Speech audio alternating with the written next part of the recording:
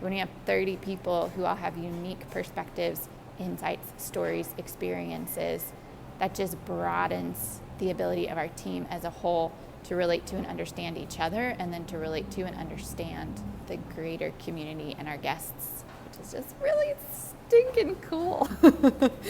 Welcome to Chez, Genèse, the place of new beginnings. My name is Catherine Hubert, and I founded and own a French-inspired cafe where, as a team, we are on a mission to change the way that our world understands neurodiversity and employs humans with disabilities. Our restaurant was born and is based in Greensboro, North Carolina, and that's where we practice and teach our mission and model. This is our channel where we dive in deep to who we are, what we do, and why we do it. Our hope is that this content is empowering to disabled and non-disabled humans alike, and that no matter what perspective you are coming from, employer, employee, parent, friend, or Chez Genèse fan, you feel welcomed, you learn something new, and you walk away with a deeper appreciation and understanding of humanity.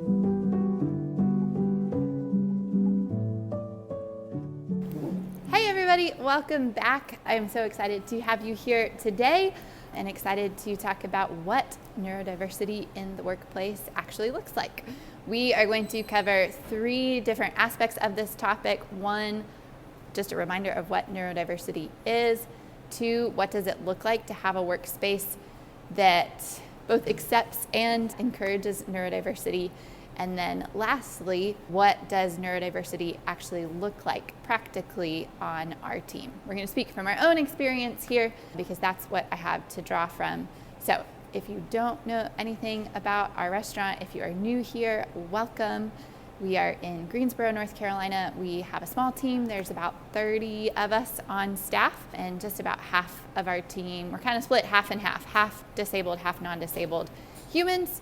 And we've been open for just a little bit over 5 years, and this restaurant is the place where we really dig into and practice our mission and model. It's also the place for people to come and have that physical or tangible experience here with us and our team, and hopefully eat some wonderful food and experience great service in the process.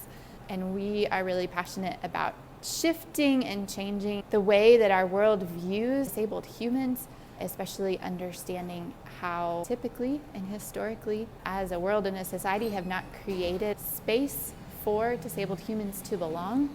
And myself personally, and then my team as being part of that, believe that all humans belong because they are humans, and that is what this channel is ultimately focused on. So, all of that being said, we're going to dive into the content for today. Before you skip this part, this is just your friendly reminder to please subscribe to our channel. It makes a big difference to us in terms of getting our content in front of more people and for eventually getting paid for the content that we're making.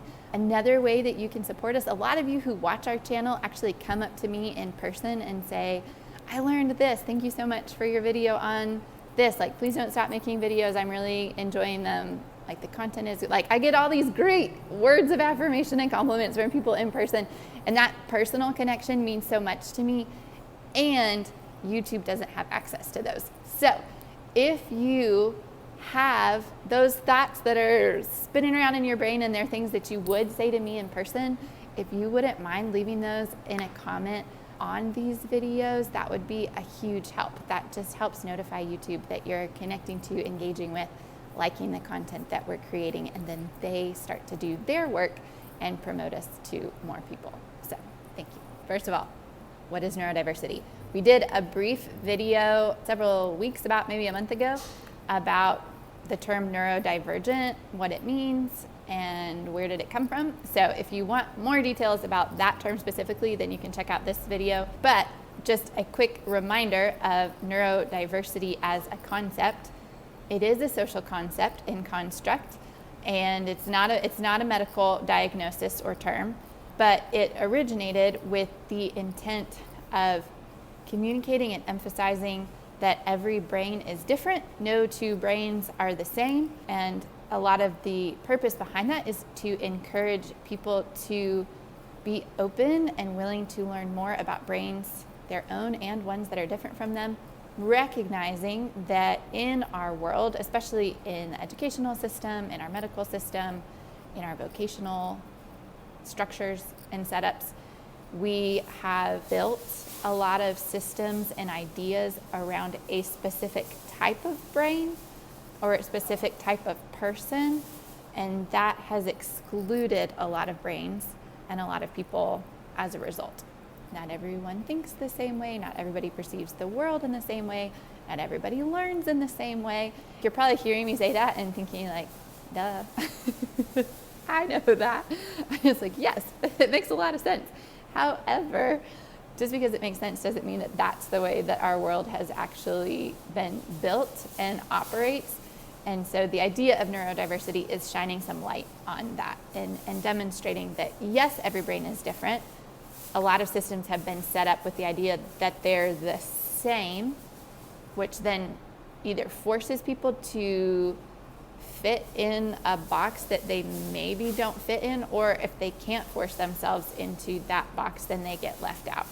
And we want to change that. The second thing is recognizing that there are many different ways to see, understand, or relate to something. This has been a big shift for me as a teammate and as an employer. It's taken time to learn and adjust and also be willing to admit that I don't always have all of the answers. Even if I have an answer, it doesn't mean that I'm the one with all of the answers. And that just because I have an answer doesn't mean that someone else doesn't also have one that's different from mine that could be equally as valuable, interesting, or that would work and operate within the business. I see this played out a lot in our team, just recognizing that there are a lot of different ways that we are taking in the world, that we're understanding information, that we're then relaying that information and communicating back to the world and to the people around us. And that is a good and beautiful and wonderful and sometimes messy thing. It means that as a team, we really work on and focus on our communication and making sure that we are making the time and the space to actually understand one another, and then enjoying and being excited about the different thoughts, ideas, and perspectives that are being shared, and creating some space within our team for that to happen, and then affirming those ideas, thoughts, etc. when they are being shared. So for me, that's meant that I've taken the stance very early on of I'm going to have your back no matter what. That if you, as my teammate, as my employee, if you are doing the work to independently solve a problem, to answer a question, to complete a task, to handle something on your own, then I'm going to support you in your decision, even if it's different from the way that I would have handled something. If you took the initiative to do that, I'm going to stand behind you and I'm going to support it. That means supporting it with my words, that means supporting it with my posture and my actions, and that means supporting it with my finances too. That doesn't mean that there's not room for growth or opportunity within that. There are times that I certainly take the moment to say, hey, let's encourage thinking things through in different aspects or perspectives too, especially if it's one that has financial weight to it, because that does impact the business as a whole. An example of that could be, there was a day in the restaurant where one of our guests had ordered, I think like a coffee, a croissant, a side of fruit, maybe one other thing, maybe an egg or something like that. Our typical process is that if a server is going to grab the pastry, then they'll put like a don't make or a DM in the notes on the ticket so that the kitchen knows they don't need to grab that. I didn't see that on the ticket, so I went ahead and grabbed the croissant, the fruit, the egg, whatever it was, put it up in the window. Server came to run it and said, oh, I already got the croissant. So I said, okay, how could you solve this problem then? Which I could have just taken it back and put it back, but we've been trying to encourage independent problem solving. So I was like, I'm going to put it back on the server for the moment and see how they would handle it. I said, okay, great. How would you solve this problem? And they stopped and thought about it for a moment, and then took the croissant to the table and told the guests, you get an extra croissant today. I mean, I smiled in the moment. I was like, well, that's not what I was thinking when I was thinking solve the problem. What I was thinking is that you can just as easily carry it back to the case and put it away, and we can save it for someone else. But that was a moment for me of being like, the person wasn't wrong by doing that. Like, they solved the problem. They took care of it. They handled it. They moved forward with it. There was a financial cost to that. It was small because it was the price of a croissant, and it went to a guest who was regular, and I'm sure that only added to the love that they have for our business, the fact that they got 2 pastries for the price of 1. Like there's not a lot of negative repercussions from that. But that was a moment then for me to invite a teammate into my perspective and say, hey, like you solved the problem. Thank you for doing that. If we hadn't wanted to give an item away, would there have been another option for solving that problem? And then that teammate was able to think through like, oh, we could have done, and kind of fill in some other possibilities. I was like, sure, let's try that next time. For me, it's important to still validate, to not criticize or critique the way that someone has solved a problem, to acknowledge that they were using their brain and that they did figure something out. And then if it feels like there's opportunity to share my perspective as the business owner in that moving forward, I'll do that. But it goes both ways. There are times when I suggest something and other people will come back and present an idea or an alternative. And it's like, actually, that's a good idea. Let's go with that instead. That's a small example, but it is just one of the many instances that we experience here on a daily basis that helps me see there truly are so many different ways to see, relate, and understand to other people and to the world. And that's a really cool thing to be a part of. Chez Genèse teammates, your key word for this week is espresso. Lastly, how does neurodiversity show up in our team? Feels like we've already touched on that a little bit just by nature of this video, but it shows up in many ways.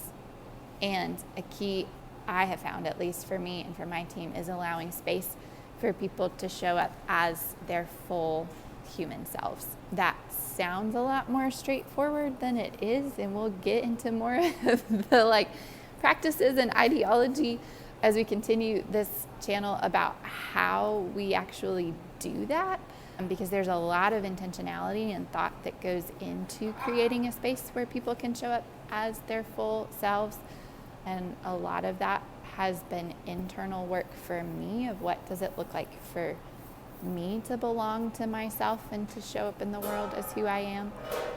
So it's not a simple thing, it's not an easy thing, but it is a key element in how neurodiversity then shows up in our space and on our team. My team has personally both encouraged and challenged me on my own ideas of what I think is socially acceptable or responsible, what my own comfort levels are, and what the distinction between comfort and safety is. A safe environment doesn't necessarily mean it's always a comfortable environment. Belonging, I don't think, also means that you're always comfortable. We can totally digest those things in future videos because there's a lot of other thoughts and counterparts to that. But the combination of recognizing there are a lot of social constructs and appropriateness or value that we place on things that actually don't need to hold them. A lot of the way that I've learned that is by assessing when I'm feeling uncomfortable with something, and instead of acting out of my discomfort, actually getting curious about where that discomfort is coming from and kind of being willing to sift through that and then see how that impacts or where the trickle down effect is with my team. And then just being willing to not have all the answers all the time and make space for other people on my team to share their perspective and their ideas and their answers. I think it's something that's beneficial in a holistic way. I benefit from that, my team benefits from that, our business benefits from that, our guests do. That's one of the things that I feel like I've noticed the most is by creating a team intentionally with a lot of neurodiversity on it, the capacity for our team to relate to humanity is so much greater because the representation of humanity that's on our team is bigger than what you might see in a totally non-disabled team. There's so much more diversity and variety of thought, of insight, of care, of relatability, and that provides just a really incredible level of care and service for our community and our guests. Because it makes sense that I, as a person, am not going to be able to relate or connect to every single person that walks in through our door. And the same would go for every single person on my team. When you have 30 people who all have unique perspectives, insights, stories, experiences, that just broadens the ability of our team as a whole to relate to and understand each other, and then to relate to and understand the greater community and our guests, which is just really stinking cool.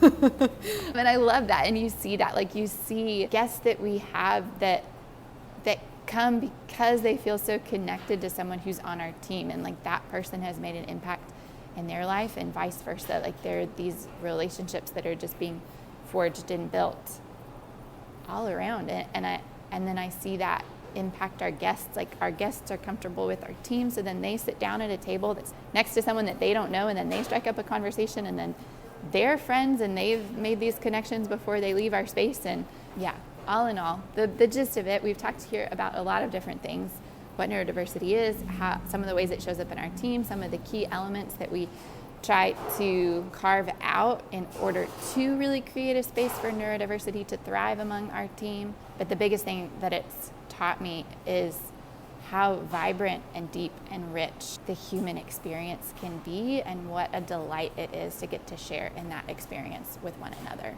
So that's it.